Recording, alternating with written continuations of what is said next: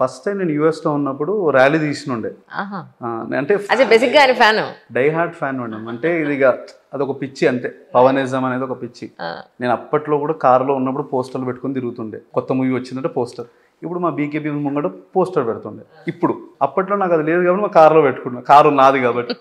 So poster పెట్టుకొని తిరుగుతుండే. అట్లా పవన్ కళ్యాణ్ గారు ఒకసారి మీటింగ్కి వచ్చారు.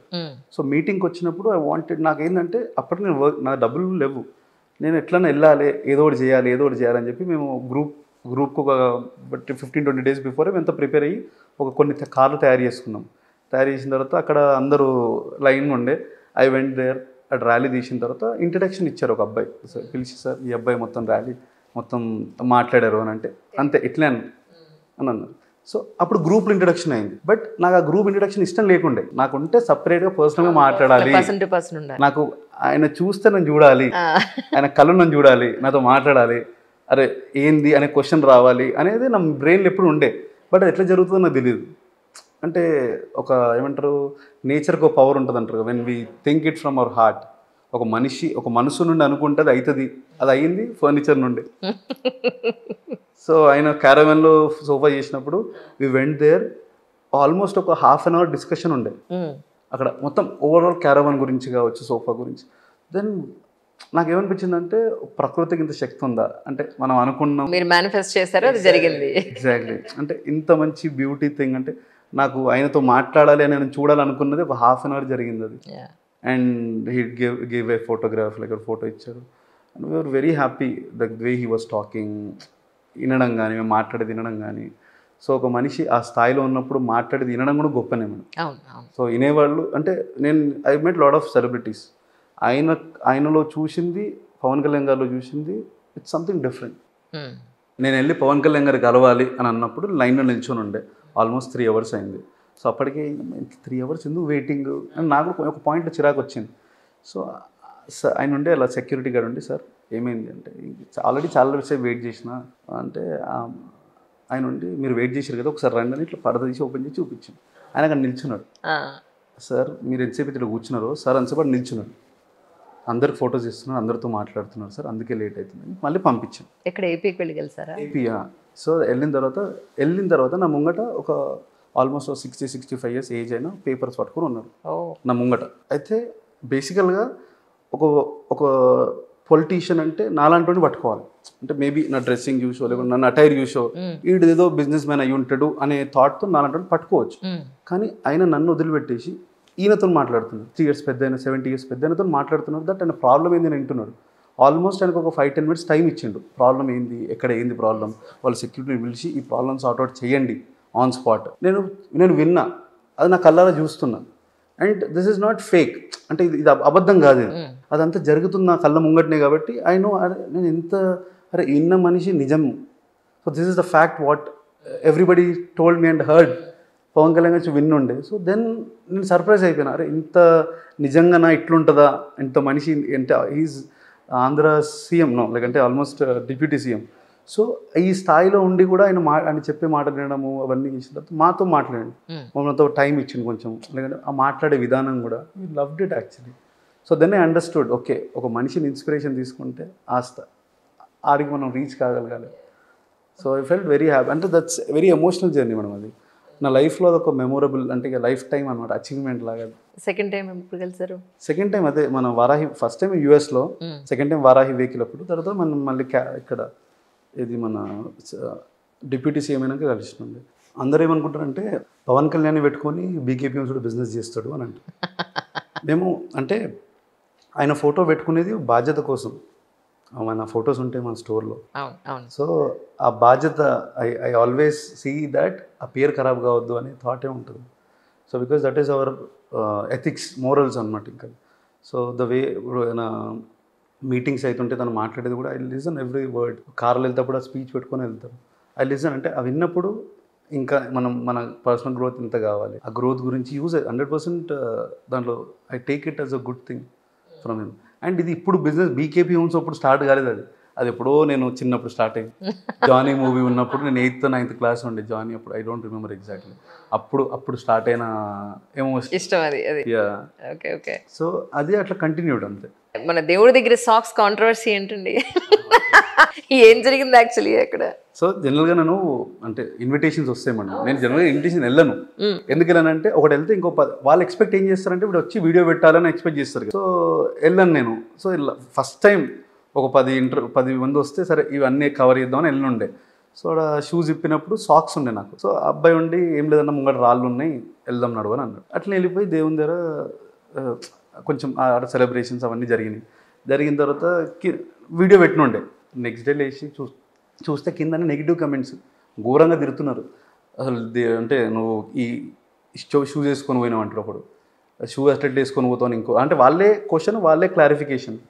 సో నేను షాక్ అయినా, అసలు ఏందిరా బాబు షూ వేసుకెళ్ళినాడు, నేను వేసుకెళ్ళిన సాక్స్ కదా, అయినా ఎందుకు అంత కాంట్రవర్సీ చేస్తారు. మా వైఫ్ ఫీల్ అయిపోయింది, అరే దీనికి నువ్వు ఆన్సర్ ఇవ్వాలి, నువ్వు మాట్లాడు దీని గురించి. ఏం మాట్లాడతా, ఏం చెప్తా, ఎవరికైనా ఏం చెప్తా, దాని మీద నేను ఇంకో వీడియో చేస్తే దానికి ఏదో నెగిటివిటీ వస్తుంది. So there is never ending, I don't want talk. ఎందుకంటే వీ బిలీవ్ ఇన్ గాడ్.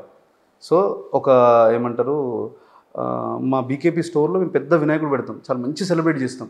స్టోర్లో చెప్పులు వేసుకొని ఇవ్వండి నేను రానియను, అటువంటి నేను ఎందుకు వేసుకొని వెళ్తాను. So that is my moral, అది ఎథిక్స్ అవి మనకి.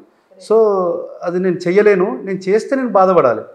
ఇంకా నాకు పర్సనల్గా అన్న వీడియో డిలీట్ చేయి, అయ్యో నిజంగా కొంతమంది అనుకున్నారు దట్ షూజే అని. సో అన్న వీడియో డిలీట్ చేయొచ్చు కదా, నెగిటివ్ అవుతుంది. సాక్స్ షూ అనుకున్నారు ఎంతకి? సో నేను అది వీడియో డిలీట్ చేస్తే షూ అవుతాయి. కరెక్ట్. సో జనాలు దాని గురించి నిజమే అనుకుంటారు, సాక్స్ షూ అయిపోతుంది.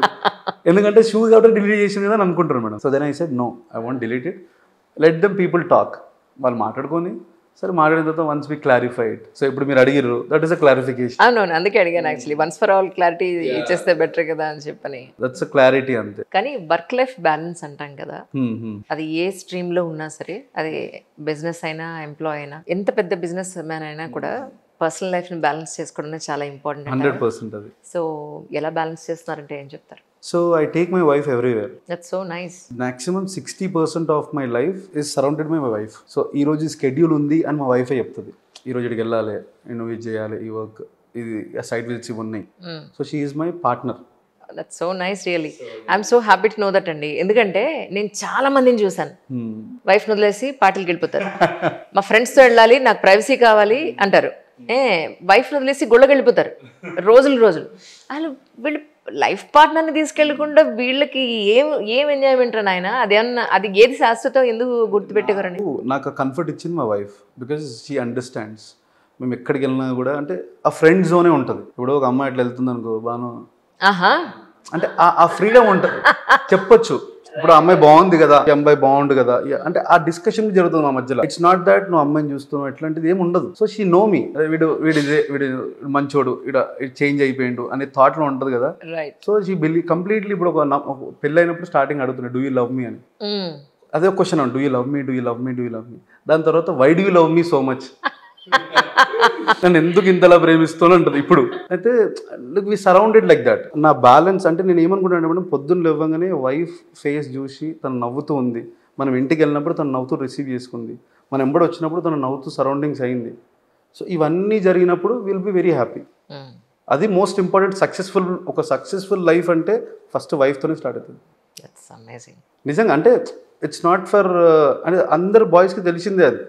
I tell always that if a wife is happy, life is happy.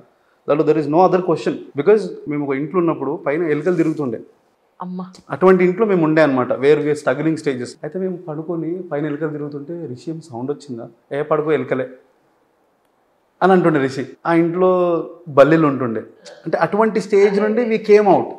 So అటువంటి స్టేజ్లో కూడా వీఆర్ హ్యాపీ. అది మొన్న ఒక వీడియో పెట్టినప్పుడు, మేము కారు కొన్నప్పుడు ఒక వీడియో పెట్టిండే, ఒక క్లిప్పింగ్ ఫస్ట్. సో అక్కడ పక్కింటి పిన్ని గారు వేసుకున్న గాజులు చూడని ఒక సాంగ్ ఉంటుంది. సో ఆ సాంగ్కి మేము చేసినాం అనమాట అప్పుడెప్పుడో వీడియో. సో దాన్ని రిలేట్ చేసి మళ్ళీ మేము తార్ వీడియో పెట్టినుండే. నాకేమనిపించింది అంటే, ఆ వీడియో చూసినప్పుడు went through all the journey. ఇటువంటి ఇంట్లో మనం ఉండే కదా, ఇటువంటి దాంట్లో ఉండే కదా. అయితే మా కర్టెన్స్ టీమ్ని ఆ ఇంట్లో ఉండమన్నాం. కర్టెన్స్ టీమ్ మొత్తము, వేరే మీరు ఇటువంటి వర్క్ చేసుకోండి అంటే, ఏ గర్మే కోనర్ అయితే సాబ్ అన్నాడు. అన్నప్పుడు మా డాడీ అన్న మాట ఏంటంటే, ఈ ఇంట్లో మీ భాను సార్ 1 year ఉన్నాడు, మీకేంది ప్రాబ్లం అంటే, అప్పుడు వాళ్ళు ఉన్నారు. భాను సార్ ఏ గర్మే అయితే అని అంటే వాళ్ళు అప్పుడు ఉన్నారు వాళ్ళు అనమాట. అంత హౌస్ అటువంటిది ఉండే. So they are also very happy, there were no complaints. So life was like that. Okay, ఎక్కడున్నా కూడా హస్బెండ్ వైఫ్ ఆ రిలేషన్ మర్చిపోవద్దు. అండ్ ఇంత కష్టపడి చేసుకున్న తర్వాత చిన్న చిన్న ఇష్యూస్ వచ్చినా కూడా దాన్ని సార్ట్అవుట్ చేసుకోవాలి. ఎన్నాళ్ళైంది మ్యారేజ్ అయ్యి? 5 years. అంటే నేను ఇలా అంటున్నాను అనుకోవద్దు, బయట చాలా వరకు యాజ్ అ జర్నలిస్ట్ నేను చూసినప్పుడు జెంట్స్ కొంతమంది లేడీస్ కూడా ఉన్నారనుకోండి, నేనేం కాదనట్లేదు, పెళ్ళి ఒకరితో చేసుకుంటారు. అదేంటంటే అది అఫీషియల్ అనమాట, అఫీషియల్గా లీగల్లీ అది ఉంటారు. కానీ బయట వాళ్ళకి చాలా అఫైర్స్ ఉంటాయి. ఇవి ఎప్పుడూ ఒకసారి బయటపడి అప్పుడు వైఫ్తో కొట్లాడితే డైవర్స్ వరకు వెళ్ళిన కేసులే 99%. బయట నేనేమో ఈ జడ్జెస్ తోటి వాళ్ళతో మాట్లాడితే కేసు ఏంటి సార్ అంటే, ఏమీ లేదమ్మా వీడు 10 మంది తిరిగేవాడు, వాడు ఈ వాళ్ళ ఆడికి పట్టుబడ్డాడు, ఇప్పుడు ఆవిడ బాధ ఏంటి, నాకు తెలిసే ఇన్ని జరిగాయి, తెలియకుండా ఇన్ని జరిగాయి. సో అలాంటిది మీరు ప్రతి చోటికి మీ వైఫ్ లేకుండా వెళ్ళడం అనేది నిజంగా you are such a wonderful man. That's her comfort madam. అది నా గ్రేట్నెస్ కాదు, because this is her comfort. అంటే నన్ను కంఫర్టబుల్గా ఉంచింది. సో వేరెవర్ వి గో, ఇప్పుడు వాస్తవానికి ఇంటర్వ్యూకి వచ్చినా కూడా పైకి రాదు, కింద కార్లో కూర్చుంటుంది. ఇప్పుడు వచ్చారా? రాలే కదా, కింద పైకి వెళ్దాం అనుకున్నాను. నిన్న 2-3 days నుండి బిజీ ఇన్ అదర్ చిన్న పార్టీ నడుస్తున్నది అన్న మా ఇంట్లో. సో దాంట్లో షీ వాస్ గెట్ టైర్డ్ అనమాట. గెస్ట్ అందరు వచ్చారు ఇంటికి, 2 days ఇంట్లోనే ఉండే అనమాట. ఏమన్నా విశేషమా? లేదు madam, just get together. Just ఇప్పుడు అన్నారు కదా మీరు, life balance, family time balancing. So మా అన్న మా వదిన అందరు వచ్చారు. So I switch out my phone also, I throwed away. Just 2 days complete family time. ఎంతమంది బ్రదర్స్ అండ్ సిస్టర్స్ మీరు? మేము 1 brother and 1 sister. అంతే, ఇద్దరే. US లో ఉంటారు. నాకు అన్న చెల్లి. అచ్చా, అన్న చెల్లి. మీరు మధ్యలో ఉన్నారు. ఓహో, వాళ్ళిద్దరు ఎక్కడ ఉంటారు? మా చిన్నప్పుడు మా డాడీ ఏమంటుండే అంటే, పెద్దోడు ఎట్లా ఉంటే బతికేస్తాడు, చిన్నది ఎట్లా ఉంటే సెట్ అవుతుంది, మరి బానుగాని పరిస్థితి ఏంది అని. ఇప్పుడు బానుగారు సూపర్ గా ఉన్నారు. ఇప్పుడు ఏమంటాడు అంటే, బానుగారు ఎట్లా బతికేస్తుండు, వాడు మంచి బతుకుతుండు, ఈ పెద్దోడు చిన్నది పరిస్థితి ఏంది. రివర్స్ అయిందా ఇప్పుడు? సో దే టెల్, మా డాడీ ఎప్పుడు అంటాడు అదే మాట. దట్స్ వై ఒక యంగ్స్టర్ ఏమవుతాడు అనే ఒక చెప్పలేము, నోబడీ నోస్. వాడు ఏమవుతాడు అనేది ఎవ్వరు డిసైడ్. అంటే ఇప్పుడు ఏమైపోయిందంటే మా రిలేటివ్స్లో, బానుగడే సెటిల్ అయిపోయింది మీకేంది, 10th ఫెయిల్ అయింది అనుకోండి, వాడే సెటిల్ అయినరా, నువ్వు కూడా సెటిల్ అవుతావురా. అవును, విన్నాను మీరు 10th ఫెయిల్ అయ్యారని. సో అంటే అటువంటి అట్లా స్టార్ట్ అయిపోయింది ఇప్పుడు మా రిలేటివ్స్ చుట్టుముట్టు. మేము ఉన్న మా మామయ్య పిల్లలు కానీ వీళ్ళందరూ ఉంటారు కదా, వాడు ఒక ఇంటర్మీడియట్ ఫెయిల్ అయ్యిండు, మా మామయ్య నమ్మ కూడా కూర్చొని అదే అంటుండు, వీడే పాస్ అయినప్పుడు, వీడే సక్సెస్ఫుల్ అయినప్పుడు వాడే అయితే లేదు. మంచి ఎగ్జాంపుల్ తెలియాలి మీరు, మంచి ఎగ్జాంపుల్. బట్ ఇట్స్ గ్రోత్ ఉంటే బెటర్ మేడం. దానికి అంటే చదువు కన్నా కూడా దీంట్లో ఎక్కువ కష్టపడాలి. నేను ఏమనుకున్నా అంటే చదివే ఈజీ గారు దీనికన్నా. అంటే ఎవ్రీడే స్ట్రగుల్ కదా ఇది, ప్రతిరోజు పరిగెడుతూనే ఉండాలి. ఈ రోజు మనకు ఒకటి ఆర్డర్ దొరికింది అయిపోయింది అని అంటే కుదరదుగా. ఆ బిజినెస్ సస్టైన్ అవ్వాలి. ఎవ్రీ మంత్ మీ దగ్గర మీతో పాటు వర్క్ చేసే వాళ్ళందరి శాలరీస్ వెళ్ళాలి, మధ్య మధ్యలో మీ దాన ధర్మాలు వెళ్ళాలి. సో మీ లైఫ్ మీరు అనుకున్నట్టుగా గ్రోత్ కనిపించాలి. అంతకుముందు బెంజ్ కూడా ఒక వీడియో చూసినట్టు గుర్తు నాకు. ఐ థింక్ మీరు Benz vehicle for the first time Benz vehicle తీసుకున్నాను కూడా పెట్టారు. అంటే అది ఇప్పుడు మనం ఎదిగిందంతా కూడా చెప్పిన కూడా ఎవరికి అంటే అంచనాలు లేవు. అంటే బానుగాడు ఎట్లా లైఫ్ స్టార్ట్ చేస్తారు అనేది ఎవరికి తెలియదు. సో నాకేందంటే కొంటే కారు బెంజ్ కొనాలి, కానీ డబ్బులు లేవు. సో డబ్బులు వచ్చినాక కొనాలి అనే దాంట్లో ఉండే. So when we started our journey, first second hand తీసుకుని ఉండే, బెంజ్ తీసుకుంటే ఫస్ట్ టైం సెకండ్ హ్యాండ్ తీసుకున్నా. దాని తర్వాత షోరూమ్ తీసుకుని ఉండే. అండ్ నాకేంటంటే ఇష్టం, I want to have that life. అంటే ఇట్స్ సెల్ఫ్ గిఫ్టింగ్ అన్నట్టు. Why am I working so much. So self నాకు అవసరం ఉంటే ల్యాండ్ కొనుక్కోవచ్చు మేడం. పోయి ఇప్పుడు 60-70 లక్షలకు మంచి పెద్ద పెద్ద ల్యాండ్స్ వస్తే డెవలప్ అవుతుంది. ఇది depreciation. But still I want to have that respect. ఇప్పుడు బయటికి వెళ్తే ఈ వాచ్లు, షూస్లు, బెల్ట్లు, ఈ బట్టలు ఇవన్నీ చూసే respect. We are earning buying respect అంత. So I believe it. చూస్తూ ఎదిగినండి. ఇట్స్ నాట్ దట్ నేను సిల్వర్ స్పూన్ అబ్బాయిని కాదు. నేను చాలా మిడిల్ క్లాస్ నుండి వచ్చి చూస్తూ ఇప్పుడు నేను బయటికి వెళ్తే ఎనీవేర్ ఐ గో. మొన్న ఒక అబ్బాయి ఇట్లా కమెంట్ పెట్టిండు, లక్కీ భాస్కర్ లైఫ్ మీది అని. సో దాని కింద ఇంకొక అబ్బాయి ఏం కమెంట్ పెట్టింటే, లక్కీ భాస్కర్ లైఫ్ కాదనేది, హీ స్ట్రగుల్డ్ ఎ లాట్.